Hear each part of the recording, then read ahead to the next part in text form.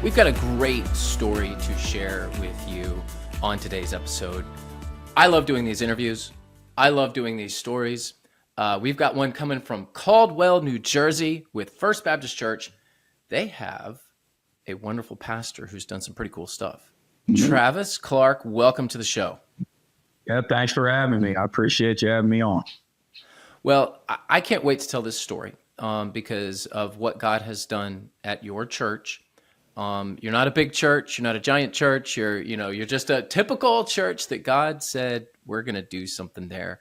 We're going to get to more about that here in just a second. Can't wait to interview Travis. But before we do, I want to thank our sponsor, Tyndale. Tyndale is one of the best, if not the best, provider of Bibles out there. You got to go check out their one-year Bibles. It's a good time to be doing that because I'm sure many of you are thinking about reading through the Bible starting in 2026. You should do that, and you need a good tool to do it. Tyndale has some great one-year Bibles to share with you. So go to theoneyearbible.com. That's real easy. We'll put a link in the show notes just in case you forget, but theoneyearbible.com. Go look at their selection of one-year Bibles. I'm sure there's one for you, and I'm sure it'll be a good year reading through the entire Bible. All right, Travis, let's talk about this. God's done something really remarkable at First Baptist Church, Caldwell, New Jersey. I'm assuming most of our listeners have never heard of you or never heard of your church, but they're going to know after all of this. Limited space, limited parking, but then you partnered with Upward, one of our sponsors, and God did something amazing. So let's go back to the beginning. What is the story here? Just give us a little background about your church. Tell us a little about yourself. Well, we got to go back quite a ways. We started back in 1896, so I don't think either of us were born back then. But no, and it's a 20-minute show. So just if we're starting in 1896, it's just a reminder, Travis, 20-minute show. So 1896, a lot of pastors in between that, obviously, and we had a pastor about 40 years ago. He just retired, and he took over the church back in the 80s and really wanted to revamp it, make it look nicer and everything. And he did that. And about 15 years ago, he wanted to add an addition to the church. And one of the additions was to have a gym. So we had a small gym, but the idea was for it to be outreach, to reach our community and reach our people. And at the time, I wasn't there at the time, but at the time, they didn't know exactly how that all was going to work. But that's when Upward came into the picture with having Upward basketball team up with us and the church. Now, I've seen pictures of your gymnasium.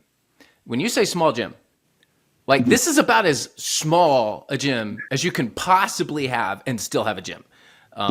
So I think the point here is that a lot of people would have looked at your footprint, your campus, your location, the gymnasium itself, and said, I don't know that there's much that we can do with this. But that was not the case. You have started reaching hundreds of children, hundreds listeners.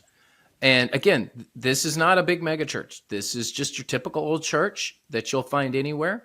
I won't call Travis a typical pastor because I think he's probably a little above average, but we'll give him some credit there. But let's talk about this recreation ministry. What happened? Because when you see churches like yours, mine too, there's all sorts of things that you can list where you're like, this isn't going to work here. But that was not your perspective. You said it can work. So talk about recreation ministry and how it happens at First Baptist.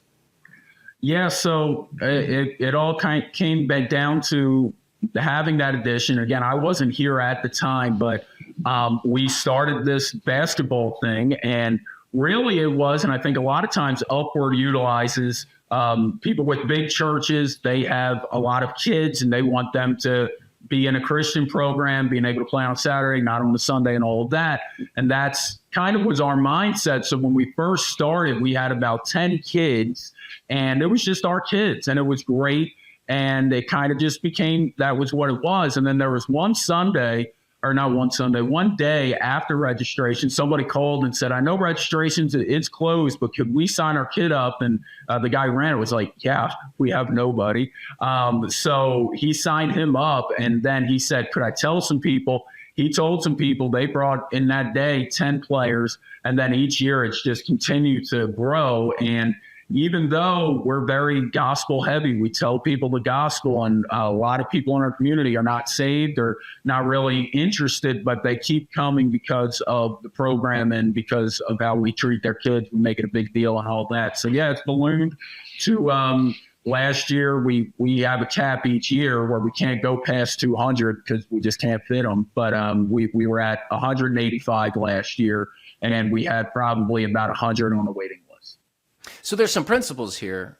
One, you just got started. And that's what I would encourage all of our listeners to kind of take note here.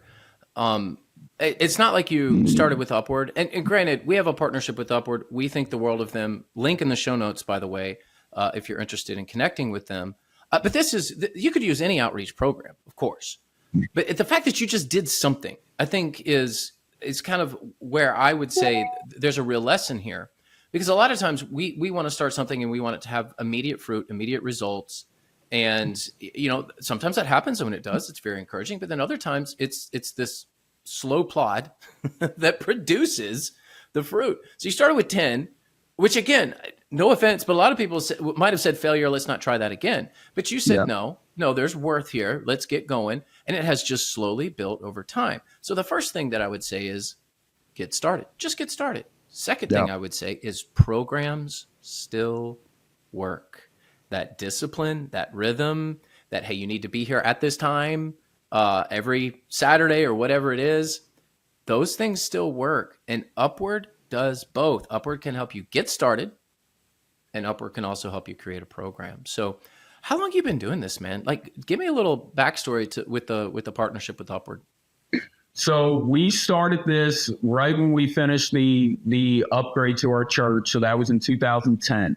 So we've been with Upward ever since, and they've been part of our organization every step of the way, and they've been great with managing our growth and helping with the idea of putting a cap and all those different things and all the little roadblocks. Because I think a lot of times we want growth, but how do you manage the growth? And that's been something that you have to figure out as well. Is okay, for a church, like you said, we're a small church, 70 to 100 people on a Sunday, but on Saturday we're bumping out maybe 700 people, which is just insane. But that's how the Lord's helped us, and trying to manage that growth. Upward's been a big part of that with their program, their software, all the things in between. And, I've never been sent to voicemail with them. They're always great. So that's how it started back when we just had a little bit, and continuing to climb ever since as well. So let's think about this. You have an 8 to 10 times factor on the size of your church relative to the outreach program, right? So you are a little bit larger than the median church, which is about 65 people. So you're kind of getting into more mid-sized church territory statistically, although most people would still call your church a small church, even though statistically it's slightly bigger than what's normal. That being said, so you've got 70 to 100 people, and you're like, we're ministering to like 700 on Saturdays. That is unreal. And this is what Upward can help just about any church do. I am so encouraged by this. It's such a great story because all that you did was get started and just plod along, and then God provided that growth. And I am sure that you see the impact that you have in the community. So talk a little bit about that, because not everyone that comes to your programs on Saturday are going to show up on Sunday. And boy, wouldn't it be great if all these people just turned around and just showed up the very next day? We know that's not going to happen. But tell us a little bit about some of the fruit that you've seen and some of the stories that have occurred because of the outreach program. Yeah, it's really helped our church become a big part in the community. I am not known. I'm known as Pastor Travis to a lot of people, but I'm known as the Upward guy to a lot more. They call me Pastor each way, but that's the guy from Upward, and that's great. And hopefully, I'll be known as Pastor more, just because of us reaching the community for Christ. But the biggest thing has been in the community. there's been a lot of people who are big time, in our community, mayors and all of that, that their kids come. And it's been able to give our church a lot of opportunities where I speak at some of these events for our community, like September 11th, when the assassination of Charlie Kirk happened. I was able to speak there, and a lot of other opportunities where they just know me as the Upward guy, but when there's something to do, they'll give me a call. And that's been a great thing. And something that a guy from our church, he's new to our church, and he was just blown away by our program here, and he's jumped all in with it. He said, right now, you're not really seeing the fruit that you would want in the sense of people coming to church and, getting in. He said, but when these kids, when they grow and, become adults or college age, and they're having some real life issues, what he believes and what I believe is going to happen, they're going to say, that church that I used to play basketball at, they always preached about this Jesus, and I need to go check it out. And that's what we're kind of gearing up for, is gearing up for the future and what's going to happen. And, in managing goals, one thing that I've learned is, how do you eat an elephant, a huge elephant? You got to eat the whole thing. It's just one bite at a time. And just having these small goals of, okay, we just want to get 15 people. We just want to get this. We just want to do that, before you think of the end goal as, I want 200 in there. Well, when you have 10, you're going to cut it loose. But if your goal is 10 and you get 10, that's great. So that's been a big thing as well within the community, within reaching people. It's just having these small little incremental goals. And I think that's given us a bigger opportunity to reach more people. I'm probably going to butcher this quote because I don't have it in front of me, but I believe it's Eugene Peterson said that discipleship is long obedience in the same direction. And I'm sure there's some big fan who has read all of what Peterson has wrote is going to correct me on that and say, you didn't quite quote it exactly right. But I think we get the point there, and that's what you're doing. You're just, it's the long game for you. You're thinking generationally, and I think that's very important. And this whole idea of, I want to be the first phone call. Yeah. For the mayor, I want to be the first phone call. For the kids of my community, when they grow up and they start going through issues that a lot of us experience as young adults, I want to be the first phone call. So what this program has done, what Upward has done for your church and for you, is you've moved from kind of off the radar to everyone's first phone call in the community. And that is a huge win for the kingdom, and it will produce fruit. We don't know exactly what that'll be in the future, but I do believe that God's going to honor your work. And I do think he'll start really growing the church too.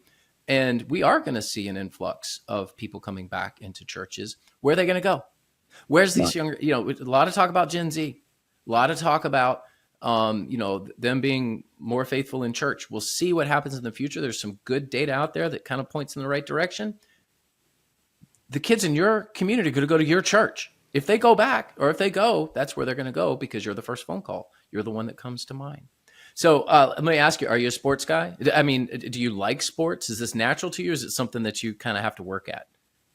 Yeah, I like sports. I am not good at sports. So that was the funny kind of thing is, teaching kids how to shoot a basketball. I'm kind of taking the tips I'm learning, like, oh, that helps. But yeah, I'm into sports. So that's been a big help. I'm actually learning as I teach the kids as well, how to shoot, good form, and all of that. But yeah. So who's your team? Philly everything. So I'm living. That's what I thought. South Jersey, so Philly everything. Yes, listen, sir. Phillies are all right. I can get down with Bryce Harper and the Phillies and all of that. Just glad to know you're not a Yankees fan, so that we can keep this episode going and not cut you off. Oh man, we don't do too much sports on the show because everyone tunes in for Practical Church Leadership. But every time, I'm a Tampa Bay Rays fan, so everyone can. Yeah, I know. That's everyone's reaction. Travis, like, oh, okay. Nobody, you're like the only one. So, all right. So, but you are into sports, but not necessarily. You didn't grow up an athlete or anything like that, right? And I think that's a lot of us is. Hey, can I do this? I'm not, I wasn't like a college athlete or anything. And yeah, you can. And likely there's people in your church that are into sports and would be glad to help lead this program. Upward will tell you, like, you just need one. You just really need one good gatekeeper, and you can get this thing rolling. So let's talk about the dynamic here, because this is, I think, one of the most fascinating pieces of this story is, we'll just say small church, large recreation ministry. How do you manage that? Yeah, it's been a journey for sure. Few years back, I was third man on totem pole here. I was the assistant, the guy with an associate, and then we had the pastor. Since then, the assistant went; he's pastoring somewhere. Our senior pastor retired, and I transitioned to senior pastor. So responsibilities are different, and this is one of my responsibilities, which is great. But yeah, being able to manage everything, it's been interesting. I wouldn't say difficult, but I would say interesting. And one of the things that I've done is I have utilized, like you said, I've utilized the people that I have. So in the morning, I do not come in. I have another man here that can run the show for me while I'm gone. It's younger, so it's not that intensive. They can kind of make it happen. So he does our halftime messages, and he takes care of it. And then I can come in the afternoon, and then that's when I come. We also hired a ref.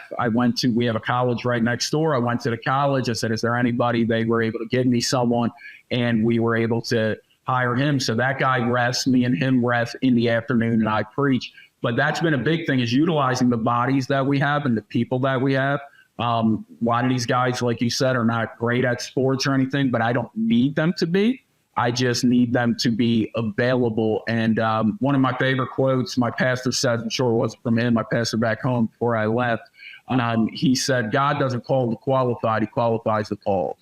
And I've lived that where, and I preach that to everyone in my church, is just show up and God will show out. And that's what's been happening. So if people are available, I utilize them. And that's really what has been the best thing, even as simple as just cleaning up after that, which is an amazing feat. So, and I have people in line, and they're able to help every step of the way.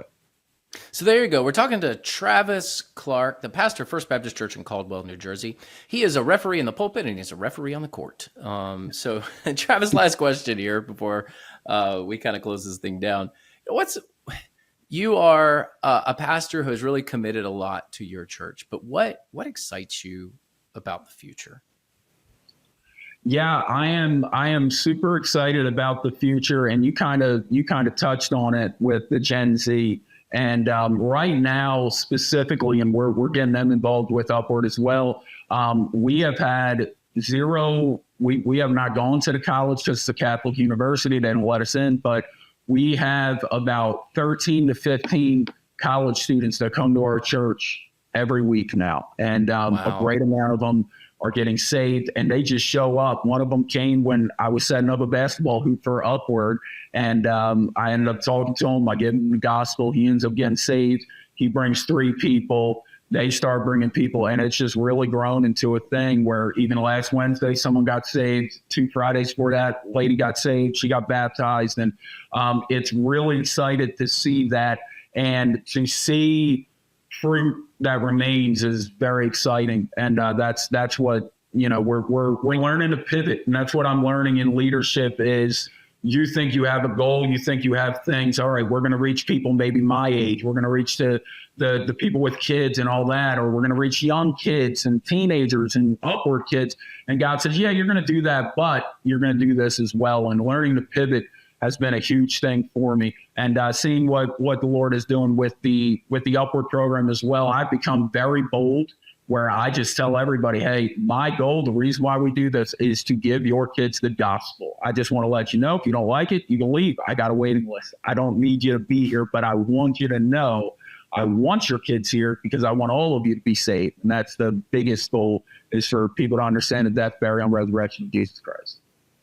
Man, I love it. Travis Clark from the First Baptist Church in Caldwell, New Jersey. We'll put a link to his church in the show notes as well, just so you guys can go check him out and see what he's doing. If this is an encouragement to you, then you should just go check out the website and check him out as well. It's been a big encouragement to me. And if you are interested in Upward, listen, 2026 is a new year and you can have greater family impact. It's a perfect time to reach farther, dream bigger, and make a greater impact in your community. Your story can be just like Travis's story, just like First Baptist Church. So as you're planning for 2026, let's connect kids, let's connect parents, let's connect grandparents in a fun and welcoming environment. And you can do that through Upward Sports. They've got a variety of programs: soccer, flag football, cheerleading, volleyball, baseball, pickleball, and even adult running. They've got it all.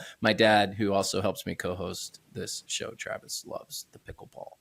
I think he just likes saying the word pickleball. Good work. It is. And it's a great program. So upward.org/church answers is where you can go. Again, we've got a link in the show notes, upward.org/church answers. Thank you all for tuning into today's episode. We are beginning December. So it's kind of the Christmas season. I hope all of you have a busy, remarkable, fun church season during December. It's time to get busy with all of the festivities. We'll see you on the next episode.